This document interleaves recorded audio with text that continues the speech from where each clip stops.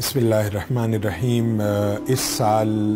اللہ کے محبوب حضور علیہ الصلاۃ والتسلیم کے ولادت اور دنیا میں تشریف لانے کے 1500 سال مکمل ہو گئے، اور 1500 سال مکمل ہونے کے بعد یہ جہاں دنیا تاریکی میں ڈوبی ہوئی تھی، اس میں پھر اللہ کے محبوب تشریف لائے، جنہوں نے یتیم کے سر پر ہاتھ رکھا، جنہوں نے جو بیواؤں کے مسیحا بنے، جو دکھی انسانیت کے لیے رحمت للعالمین بن کر تشریف لائے، وہ ہستی کے 1500 سال ولادت کے اس سال مکمل ہو رہے ہیں۔ حکومت خیبر پختونخوا انشاءاللہ وزیر اعلیٰ سردار علی امین گنڈاپور صاحب کی ہدایات پر انشاءاللہ العزیز ہم ہر ڈسٹرکٹ میں رحمت للعالمین کے عنوان سے اس دن کو اور اس کے شایع نشان طریقے سے حضور علیہ الصلاۃ والسلام کی سیرت سے نئی نسل کو روشناس کرائیں گے، اور 38 ڈسٹرکٹ میں انشاءاللہ ہم پروگرام کریں گے۔ اسی طرح قرات اور نعت کے مقابلہ جات ہوں گے، جو ڈسٹرکٹ سطح پر بھی ہوں گے اور ڈویژن سطح پر بھی ہوں گے۔ ایک بات کی میں وضاحت کرتا چلوں کہ جن اضلاع میں آفت زدہ ہے اور سیلاب آیا ہوا ہے، اس جگہ پر پروگرام کے بجائے ہم وہ پیسے مذہبی سیکٹر میں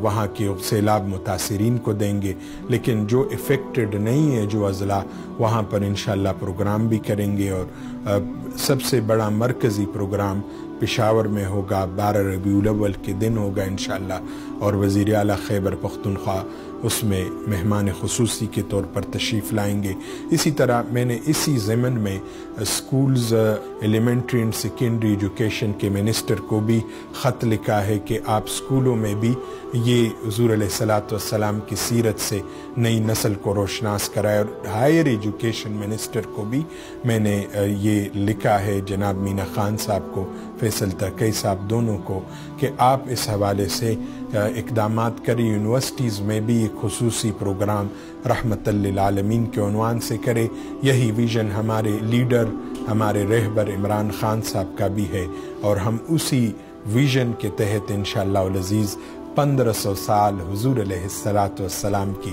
ولادت کا اور ان کی آمد کا تذکرہ کریں گے، اور اس حوالے سے خوبصورت طریقے سے، شایع نشان طریقے سے حضور علیہ الصلاۃ والسلام کی سیرت بیان کریں گے، قرات اور نعت پڑھیں گے۔ اور اس موقع پر یہ کوئی انہونی بات نہیں ہے، بلکہ یہ اللہ رب العالمین کی سنت ہے، حضور کا ذکر کرنا یہ صحابہ کا طریقہ ہے، عبادت کا سلیقہ ہے، اور ملائکہ کا وظیفہ ہے۔ انشاءاللہ العزیز ہم اسی سے نئی نسل کو روشناس کرائیں گے۔